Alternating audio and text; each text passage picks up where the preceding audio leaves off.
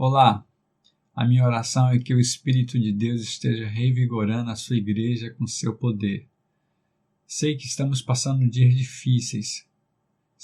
Ultrapassam 60 dias de isolamento social e com certeza muitos sofrem já nesse tempo. Então a minha oração é que Deus derrame da sua paz, da sua graça e do seu vigor sobre sua igreja.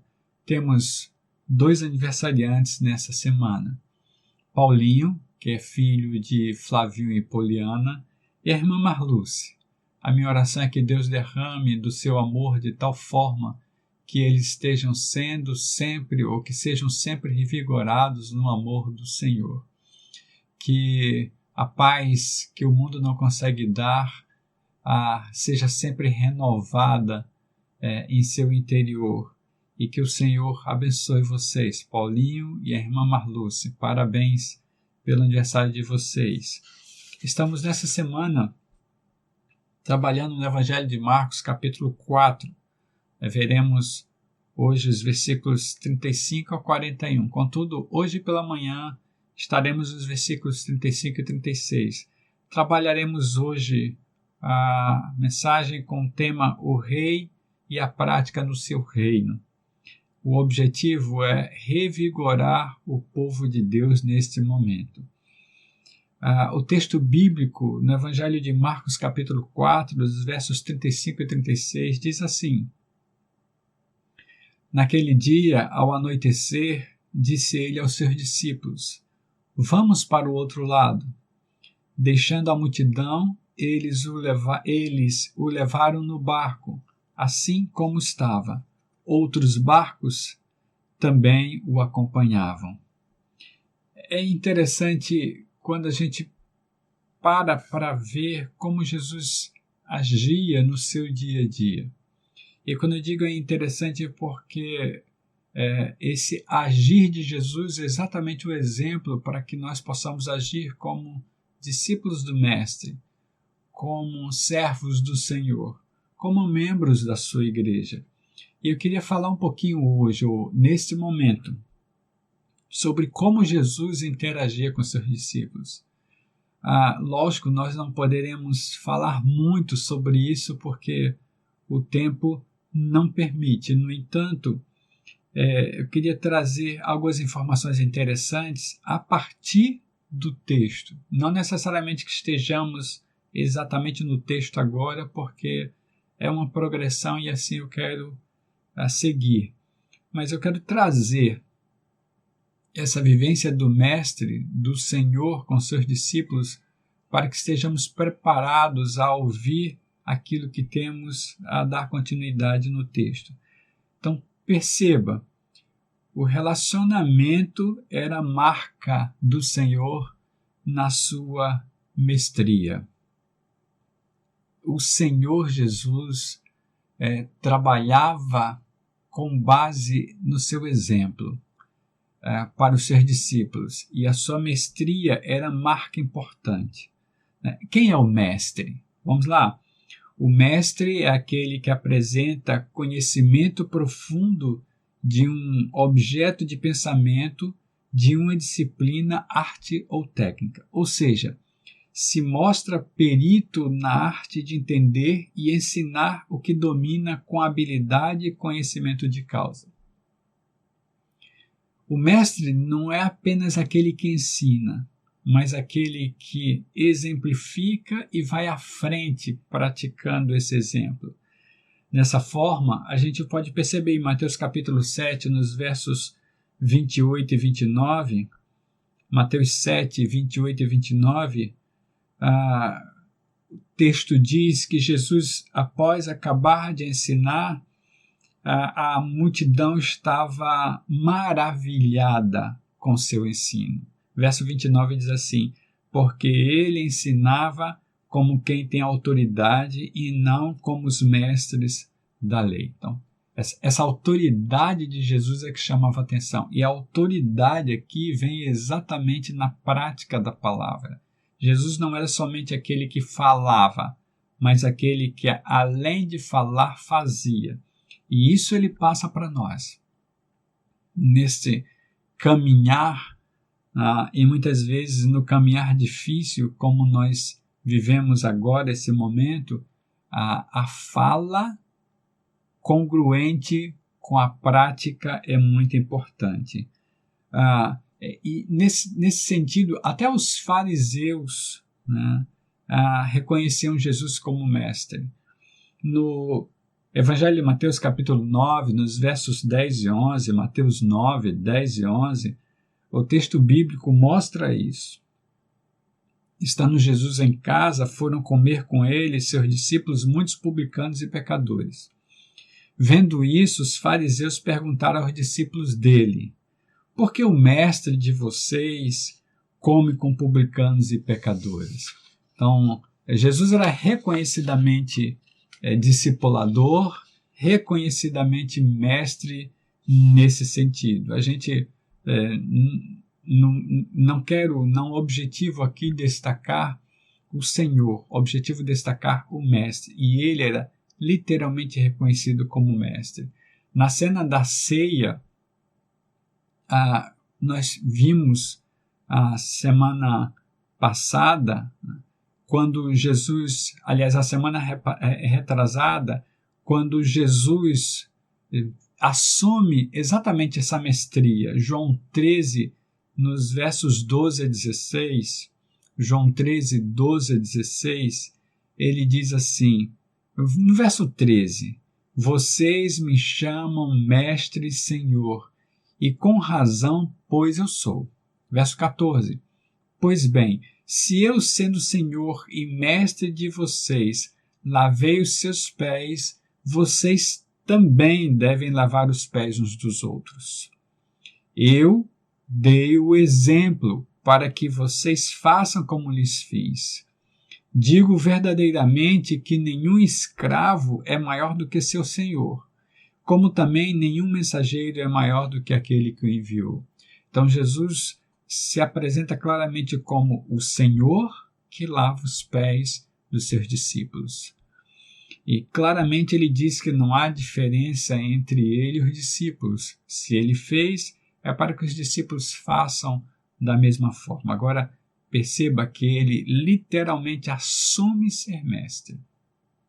Ele ensina, ele pratica, ele faz. Nesse sentido, a gente precisa entender que a experiência vivida lá em Marcos capítulo 4, né, quando a tempestade assola o barco que eles estavam, de tal maneira que os discípulos percebem que vão afundar, porque o barco já estava cheio d'água. Quando a gente vê os discípulos vivendo esse momento aterrorizante, a gente percebe também que nessa prática de ensino, o mestre colocava sempre eles à prova, assim como ele sempre estava. Nesse sentido, o relacionamento era a forma de Jesus, era a forma que Jesus usava para colocar seus discípulos na prática. Veja em Mateus capítulo 23, nos versos 8 a 12. Mateus 23, 8 a 12, Jesus Cristo falando sobre a autoridade, ele diz assim, mas vocês não devem ser chamados mestres, um só é o mestre de vocês. E todos vocês são irmãos, diz o Senhor. Verso 9, a ninguém na terra chamem pai, porque vocês só têm um pai. Aquele que está nos céus, diz o Senhor. Tampouco, no verso 10, vocês devem ser chamados chefes, porquanto vocês têm um só chefe, o Cristo. O maior entre vocês deverá ser servo, diz Jesus aos discípulos. Pois todo aquele que a si mesmo se exaltar será humilhado, e todo aquele que a si mesmo se humilhar será exaltado. Então, essa vivência do relacionamento diário, da prática diária, né, que Jesus coloca para os seus discípulos, isso chega até nós. Chega até nós. Né? Nesse sentido, Jesus, a propósito do Evangelho de João, capítulo 13, nos versos 12 a 16, quando ele lava os pés dos seus discípulos, ele traz, o Evangelho de Mateus também, o mesmo sentido. O mesmo sentido. Quem quiser ser o maior, tem que ser o menor. Tá? Todos nós devemos ser servos uns dos outros. Então, essa marca de mestria de Jesus Cristo era o relacionamento. E esse relacionamento acontecia em prática diária, ou seja, era instrumento de disciplina prática diária no relacionamento. É o segundo ensinamento que o texto me traz, olhando para a experiência que os discípulos passaram em Marcos capítulo 4. A prática diária era instrumento de disciplina. Olhe para o texto de Mateus capítulo 4, nos versos 18 a 25. Como anterior, eu não lerei o texto todo. Mateus 4, 18 a 25. Trarei algumas informações interessantes para que a gente perceba como Jesus agia. Jesus estava escolhendo os seus discípulos nesse momento, chamando os seus discípulos. Então ele vê Pedro, André, né? E aí Pedro e André estavam lançando as redes para pescarem, e Jesus olha para eles dois e diz: sigam-me e eu os farei pescadores de homens. Esse convite é um convite para estar com ele diariamente nas experiências, para estar com ele diariamente naquilo que Jesus ia chamar de igreja depois. Essa experiência que é uma experiência de unidade e precisa a prática do amor para que esteja em unidade. Então, nesse sentido, ele continua chamando o restante dos discípulos, e nos versos 23 a 25, o texto bíblico relata que Jesus foi por toda a Galiléia, ensinando nas sinagogas deles, pregando as boas novas do reino e curando todas as enfermidades e doenças entre o povo. No verso 24, relata que notícias sobre ele se espalharam por toda a Síria, e o povo lhe trouxe todos os que sofriam de vários males e tormentos, endemoniados, loucos e paralíticos, e ele os curou, diz o texto. A Bíblia relata que grandes multidões o seguiam, vindas da Galiléia, Decápolis, Jerusalém, Judéia e da região do outro lado do Jordão. Na prática, os discípulos participavam diariamente das instruções de Jesus Cristo, dos seus ensinamentos na prática de cura.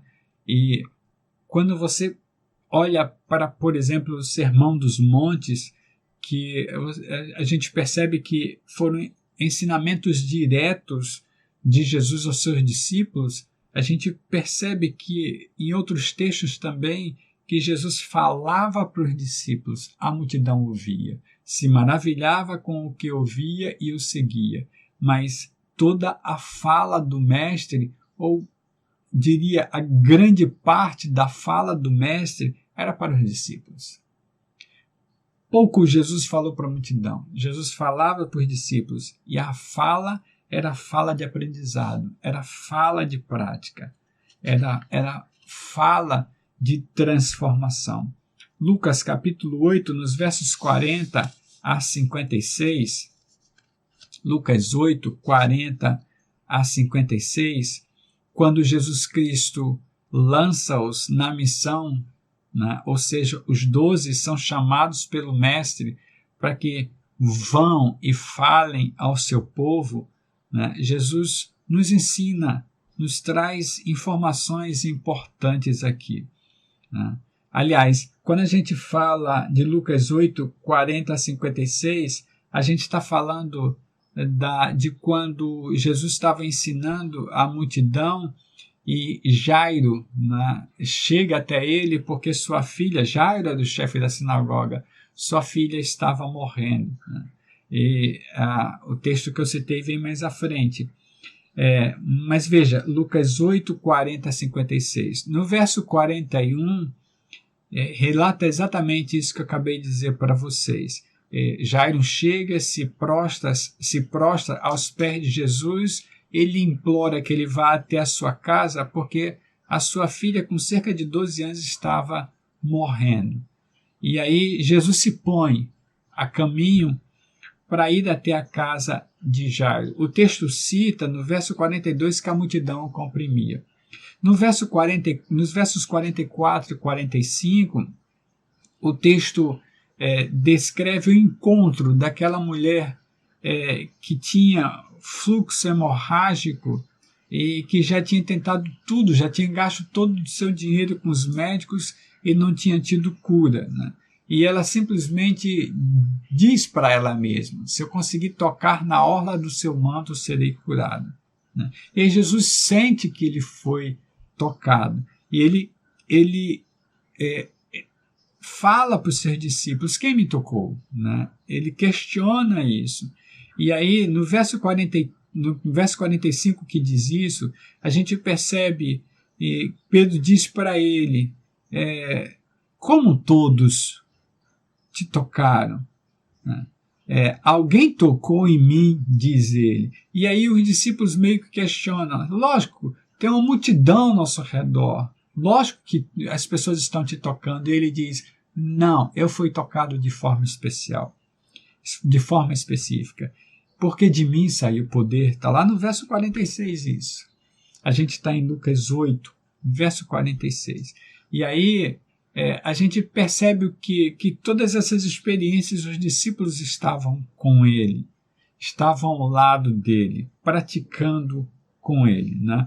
No verso 49, aí tem a cura daquela mulher, e aí Jesus continua a caminho da casa de Jairo. Nos versos 49 a 51,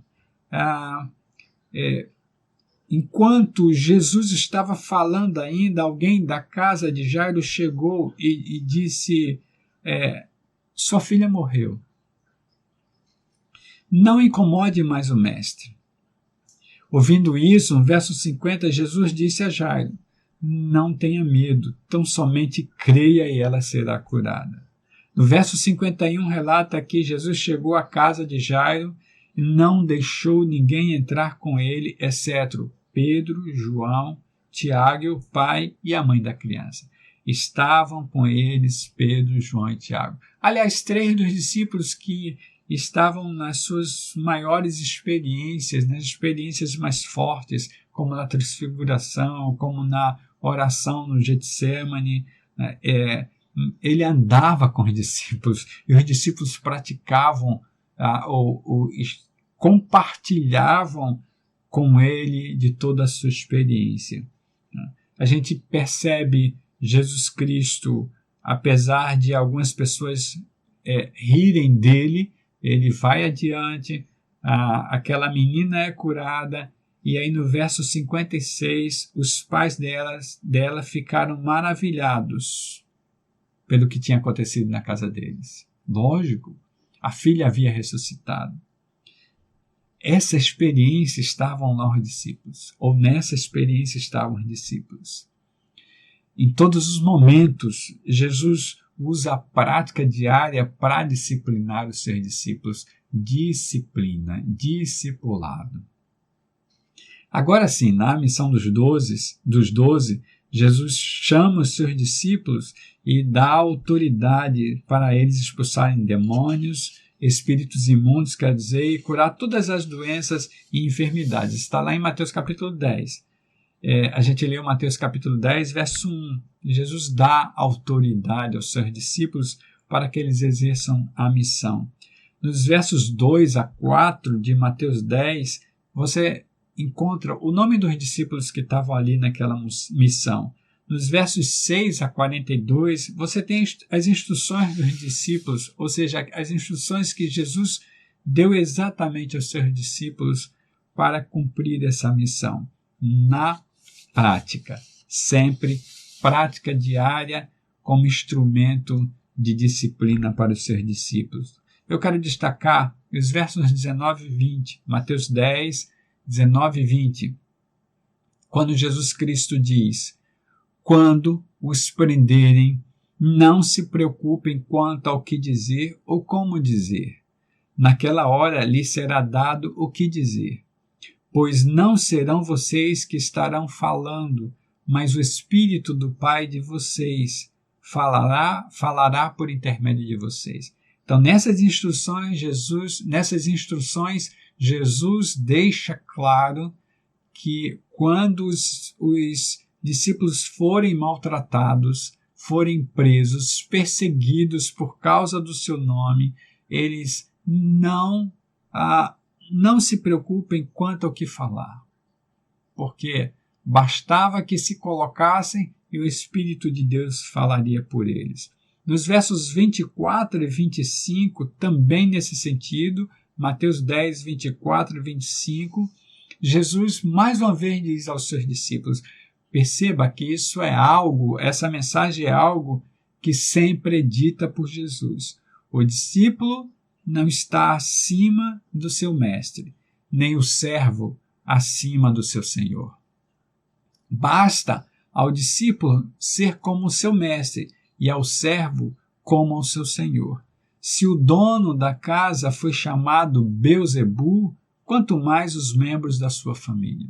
Então ele claramente diz, a minha experiência é a experiência de vocês. É interessante que vocês entendam que o discípulo não é maior que seu mestre. Basta ser como seu mestre. Essa experiência do Evangelho de Marcos, capítulo 4, quando os discípulos passam pela experiência de quase morte e têm medo por causa disso, é uma prova do que a gente está vendo aqui. Eles foram preparados. Capítulo 19 de Mateus, nos versos 13 a 15, quando trazem uma criança para Jesus orar por ela, né, ou crianças para Jesus orar por elas, né, ele é interrompido pelos próprios discípulos. Eu vou ler o texto, Mateus 19, 13 a 15. Depois trouxeram crianças a Jesus para que lhes impusesse as mãos e orasse por elas. Mas os discípulos os repreendiam. Então disse Jesus, deixem vir a mim as crianças e não as impeçam, pois o reino dos céus pertence aos que são semelhantes a elas. Depois de lhes impor as mãos, partiu dali. E aí, vejam, Jesus sempre aproveitava as experiências para ensinar algo aos discípulos. Sempre. A disciplina vem das experiências. A disciplina vem da prática. E se não for a prática, não tem como você ser disciplinado. Essa marca de Jesus, ela é muito forte no Evangelho. Mateus capítulo 28, nos versos 18 a 20, Mateus 28, 18 a 20, Jesus, ao partir para o céu, né, na sua subida aos céus, ele deixa instruções para os seus discípulos. E claramente ele diz, me foi dada toda a autoridade no céu e na terra. E como se ele estivesse dizendo, essa autoridade é dada para vocês agora. Ele diz assim, portanto vão, façam discípulos de todas as nações, batizando-os em nome do Pai, do Filho e do Espírito Santo. E ele complementa, ensinando-os a obedecer a tudo que eu lhes ordenei. E eu estarei sempre com vocês até o fim dos tempos. A ordem é dada no sentido de, da mesma forma que eu pratiquei com vocês, que eu ensinei a vocês praticando, que vocês praticaram comigo, é necessário que vocês ensinem praticando, que vocês sejam congruentes com o que falam, ou seja, que vocês pensem, falem e pratiquem da mesma forma. E só pode praticar assim quem se expõe ao discipulado. Jesus Cristo ensinava exatamente no dia a dia. A relação pessoal era a prova de mestria de Jesus Cristo. Era assim que ele vivia com seus discípulos. E era a prática da palavra que fazia com que ele trouxesse disciplina ao seu grupo. Enfim, é necessário que entendamos que todas as experiências que os discípulos passaram, todas as experiências que nós passamos, que nós estamos passando e que nós vamos passar, é necessário que entendamos que o objetivo final era, é e sempre será a manifestação e contribuição do reino de Deus. Ou continuidade. Manifestação e continuidade do reino de Deus. Vou repetir. O objetivo final era, é e sempre será a manifestação e continuidade do reino de Deus. Por isso, Jesus Cristo andou esse tempo na terra com seus discípulos, se relacionando com eles, usando essa relação para a disciplina, ensinando-os diariamente, praticando com eles, sendo exemplo para eles, deixando claro que, apesar de ser mestre, ele não se comportava como mestre, mas como servo, deixando claro que os discípulos precisariam se comportar assim. Por quê? Porque esse objetivo final era prepará-los para liderar a sua igreja. A partir deles, de inauguração de sua igreja, já embrionariamente ali em Mateus capítulo 16, que nós vamos ver já. A partir daquele momento, eles viverem como igreja e ensinarem a igreja. Por isso estamos aqui, século 21. Vivendo um momento difícil de enfrentamento de uma pandemia. Mas somos o corpo de Cristo para, como membros do corpo, ensinarmos pessoas nas experiências do dia a dia a serem exatamente como o Senhor Jesus. E somente podemos ensinar assim na prática da palavra. Aqui é uma introdução para que eu fale mais tarde, para que nós entendamos duas perguntas que eu deixei na quarta-feira.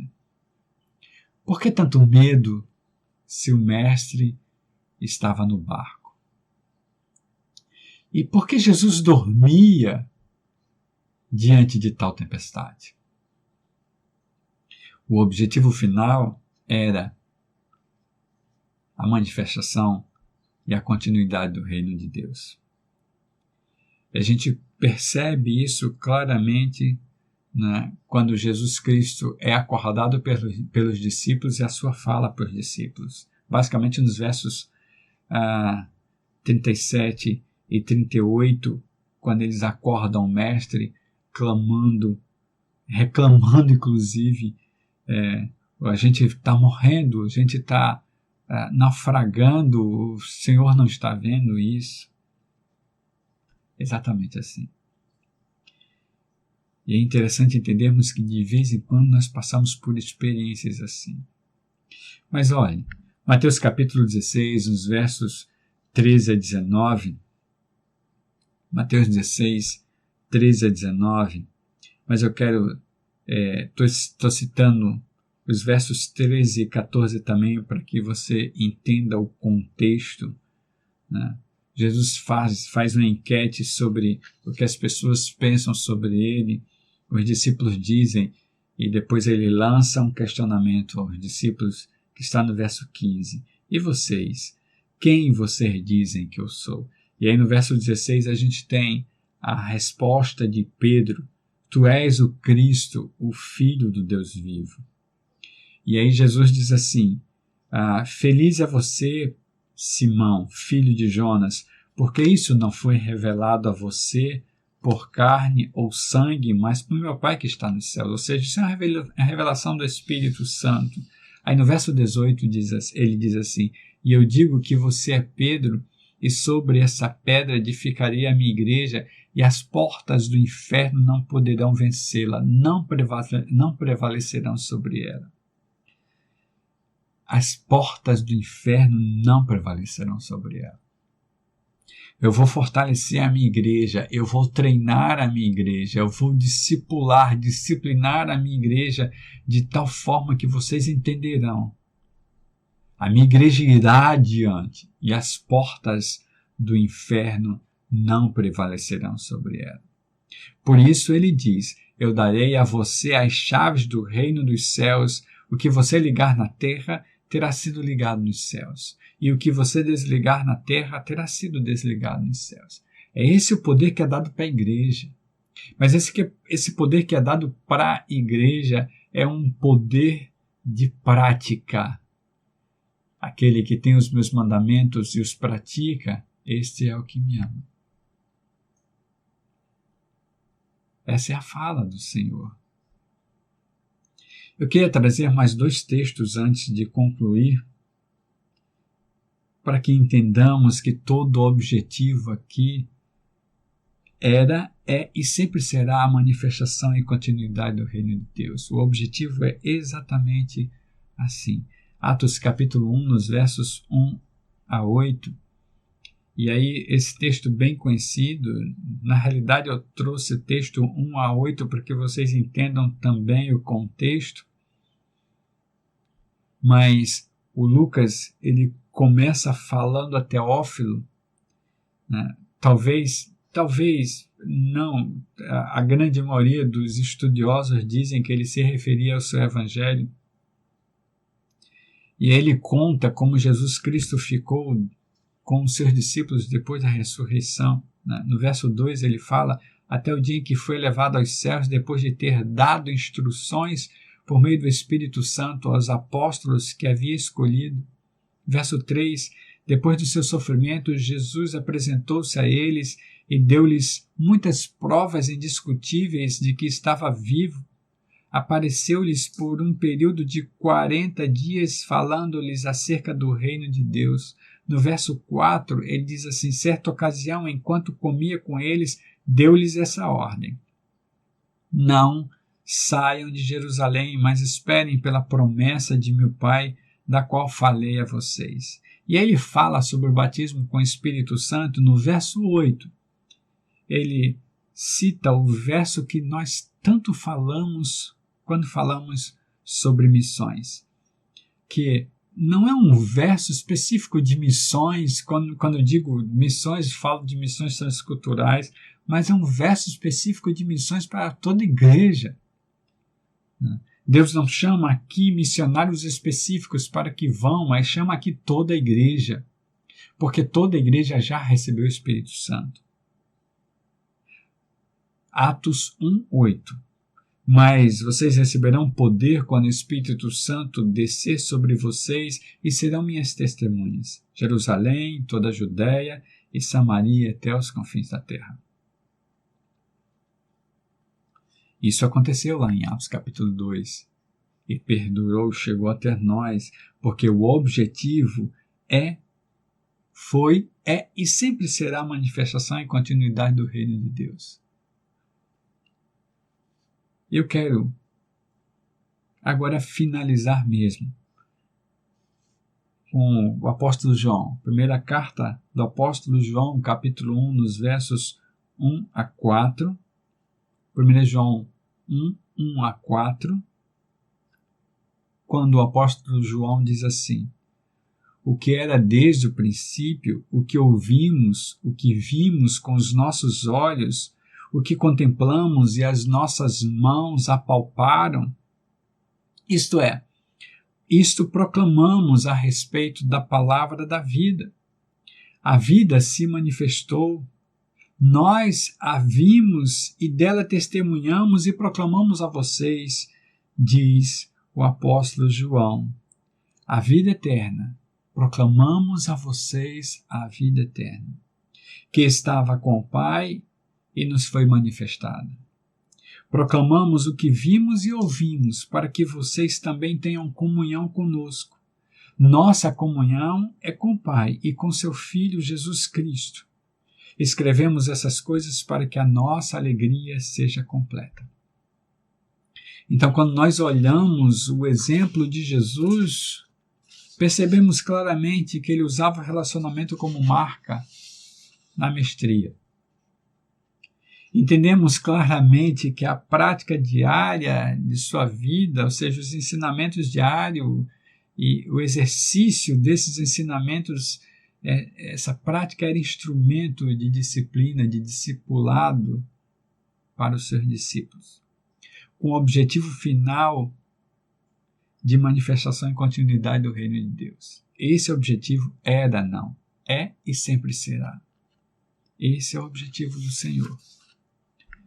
Por isso, eu quero trazer esse tipo de introdução para que mais tarde nós falemos realmente sobre aquela experiência de Marcos capítulo 4, dos versos 35 a 41. A minha oração é que entendamos ou que nos preparemos para que o Senhor Jesus fale para nós claramente qual é a nossa função. Porque como Ele deixou para a sua igreja, e somos igreja, o relacionamento é parte da nossa prática de vida. Esse relacionamento é o que nós usamos para ensinarmos as pessoas que conhecem a Jesus e que caminham conosco, né, no intuito de amadurecimento em Cristo. Mas que entendamos que isso é prática a partir de nós e que isso sempre acontecerá, ou seja, o objetivo final para a manifestação e continuidade do reino de Deus. Enfim, nos versos 39 a 41 de Marcos capítulo 4, quando Jesus Cristo se levanta, repreende o vento, a tempestade se acalma, os discípulos ficam atordoados, maravilhados, de certa forma com medo, com tudo aquilo que havia acontecido, e questionam quem é esse que até o vento e o mar lhe obedecem.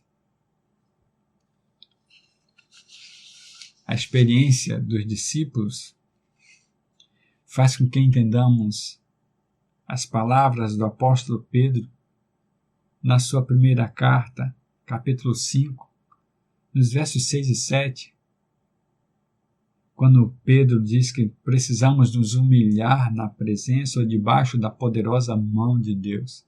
E no verso 7 ele diz assim: lancem sobre ele toda a sua ansiedade, porque ele tem cuidado de vocês. Você está ansioso? Ansiosa? Qual é o motivo? Lance sobre o Senhor toda a sua ansiedade. Mais tarde falaremos um pouco mais sobre isso quando conversarmos sobre essa experiência dos discípulos em Marcos capítulo 4, também registrada em Mateus e em Lucas. Essa é a nossa fala nesta manhã. Essa é a minha fala nesta manhã, para mim e para você, para que entendamos qual é o objetivo do povo de Deus nesse momento tão difícil que estamos passando, principalmente no nosso país. Vamos orar? Deus, a minha oração clara